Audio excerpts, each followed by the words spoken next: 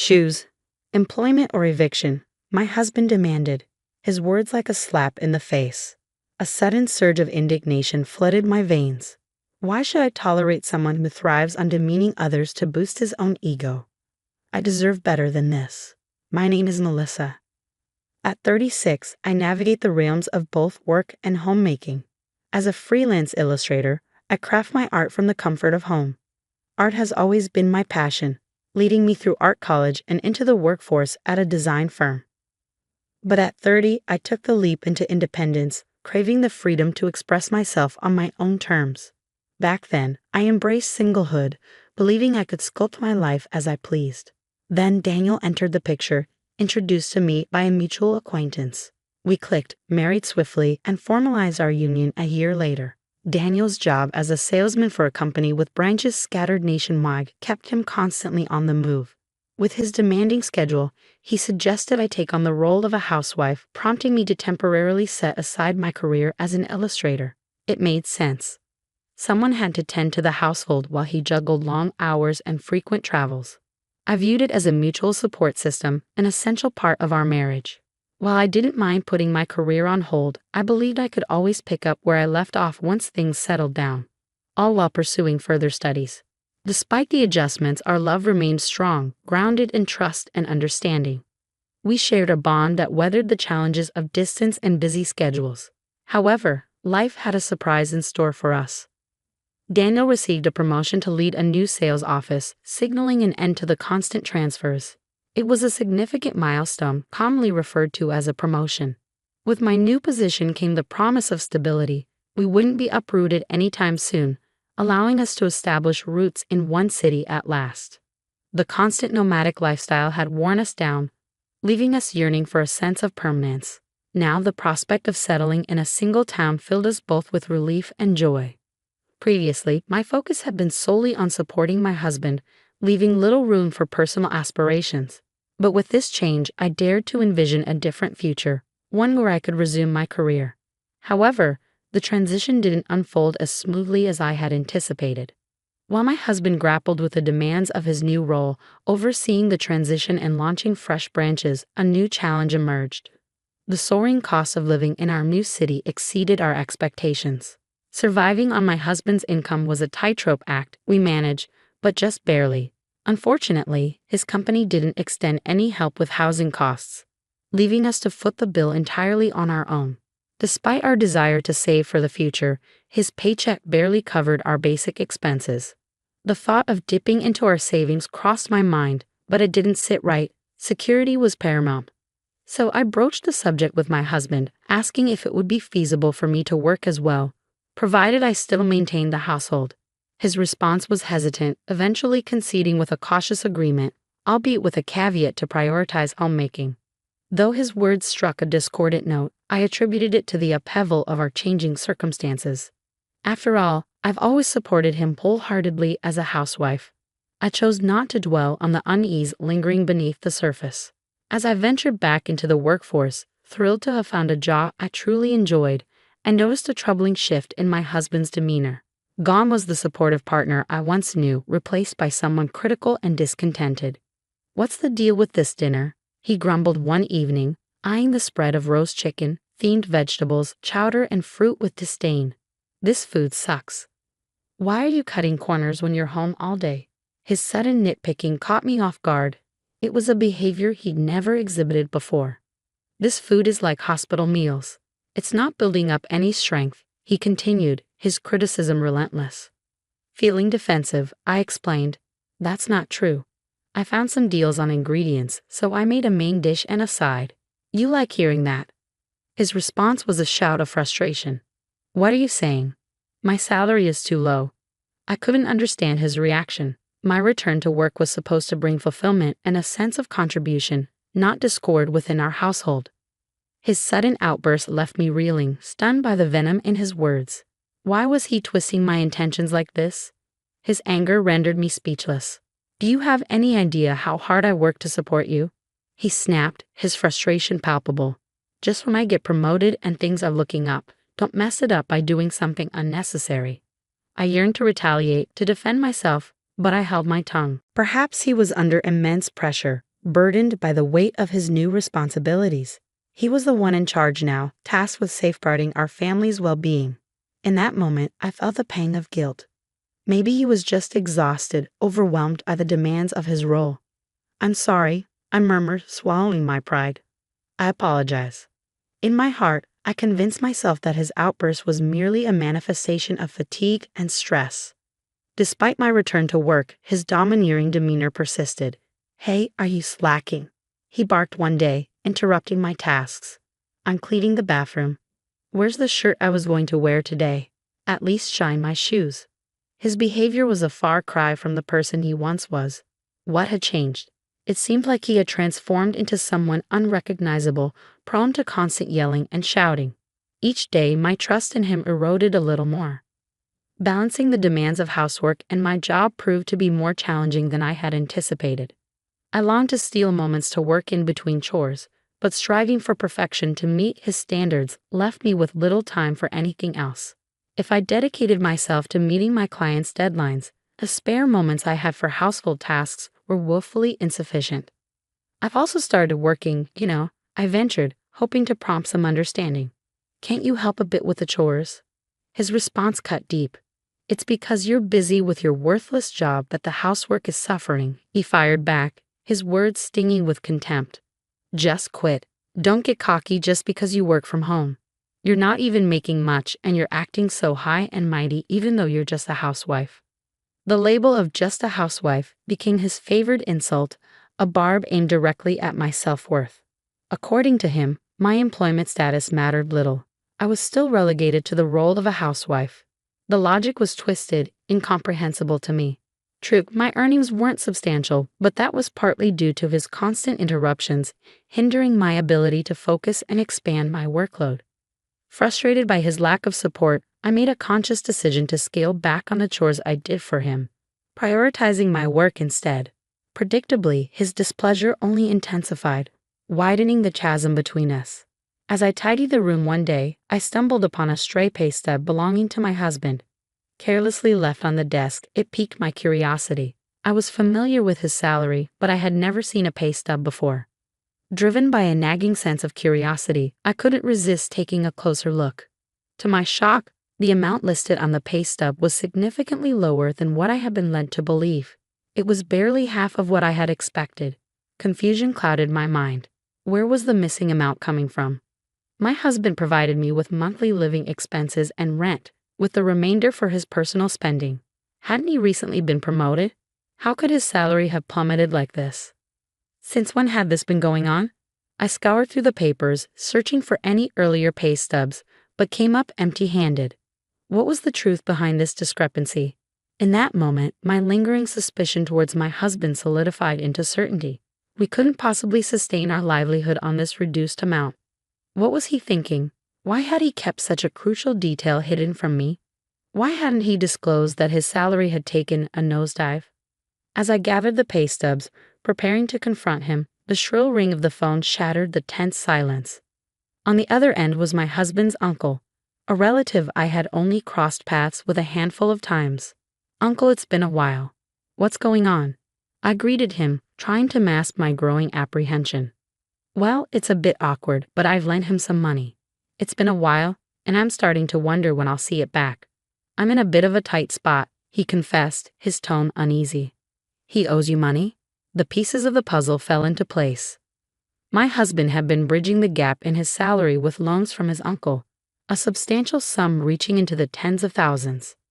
As the realization hit me, I felt a surge of guilt. I apologized profusely to his uncle, promising to repay him as soon as possible. Despite the situation, his uncle showed remarkable kindness, reassuring us with a gentle, "Just pay it back when you can." That night, I chose to keep the knowledge of the debts and pay stubs to myself. However, with each passing moment, my simmering anger towards my husband intensified.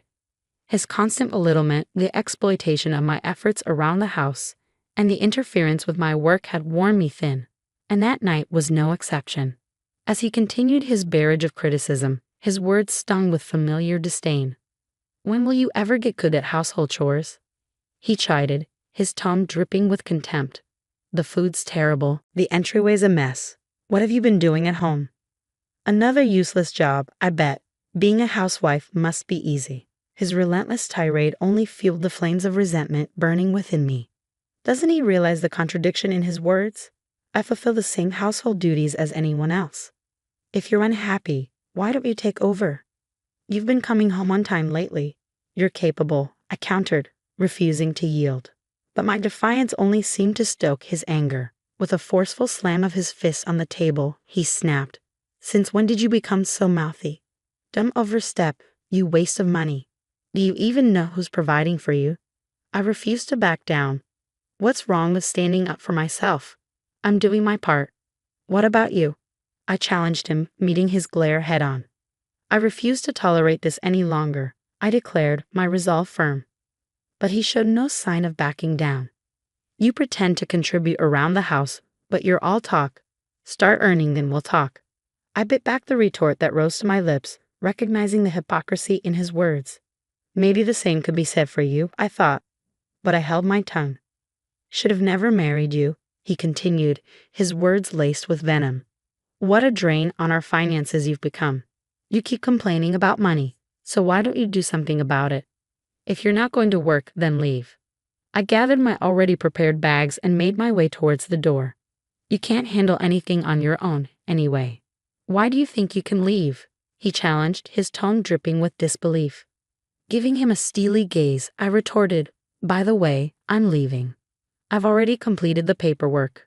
With a decisive motion, I slapped the divorce papers I had obtained from the city hall onto the table. The shock on his face was evident. He hadn't anticipated my departure, let alone the initiation of divorce proceedings. He stood frozen, rendered speechless by the sudden turn of events. Well, that settles it, I stated firmly. Make sure you fill out your portion and submit it soon. With that, I turned and left, determined to reclaim my autonomy and forge a new path forward. I departed from our home and made my way to my parents, where I had already briefed them on the situation. They greeted me with open arms, providing comfort and support in the midst of turmoil.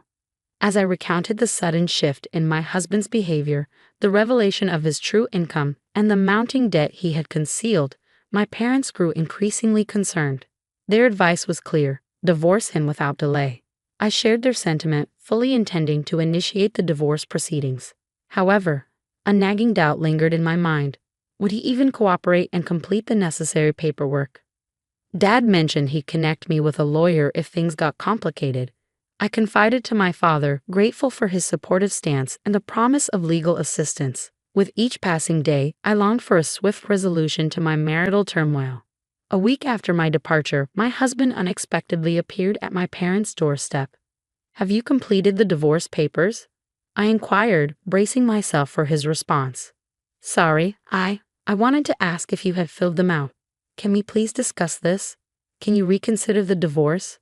His plea caught me off guard. He seemed uncharacteristically vulnerable.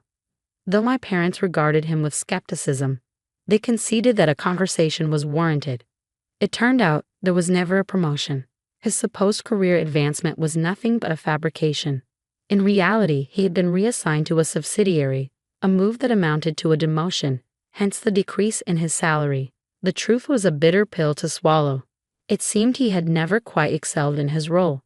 While I had harbored suspicions about his competence, I hadn't realized the extent of his ineptitude. As the pieces fell into place, I learned that his frequent transfers and job changes were not a testament to his ambition, but rather a reflection of his inability to perform adequately.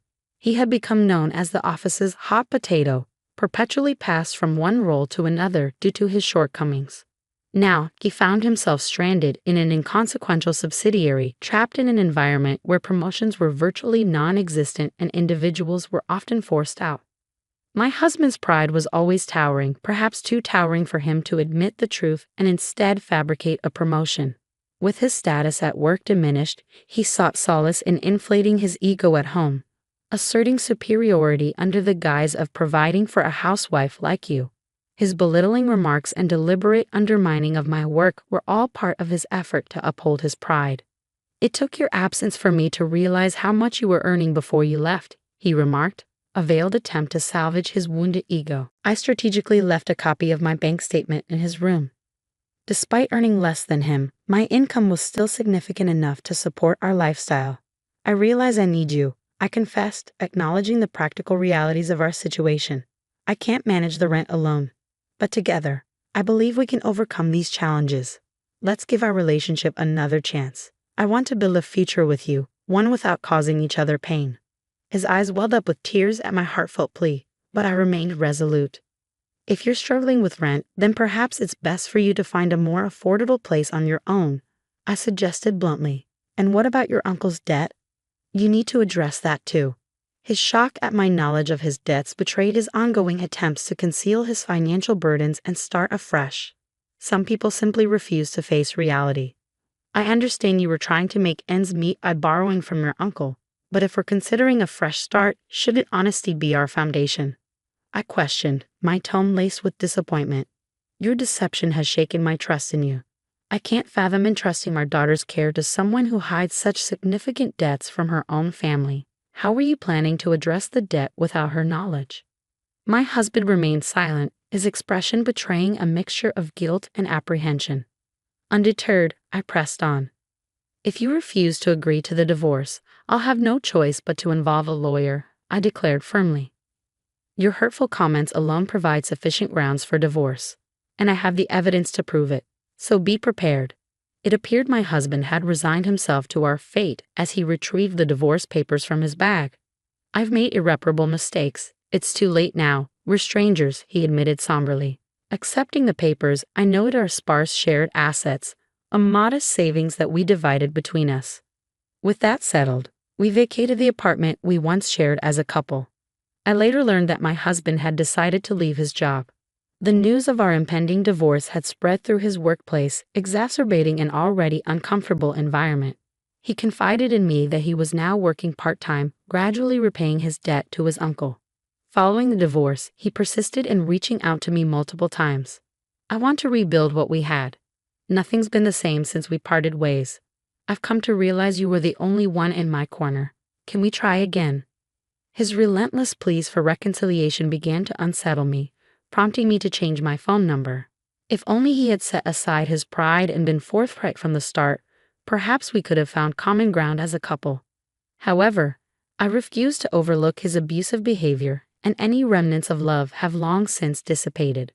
With a heavy heart, I silently distanced myself from him, choosing to walk away for good. Following the divorce, I wholeheartedly threw myself back into my career as an illustrator. Though the workload is demanding, each day brims with a sense of purpose and fulfillment. As a newly liberated individual, I'm met with the promise of a radiant future. Surprisingly, my profession has become my most devoted companion. Who could have foreseen that a single moment of courage and determination would wield such transformative power over my life? This is my one and only chance at existence, and I'm resolved to seize each day with unwavering determination and without a shred of regret. Lost in contemplation, I tore my gaze away from the computer screen, allowing my thoughts to drift as I gazed out the window.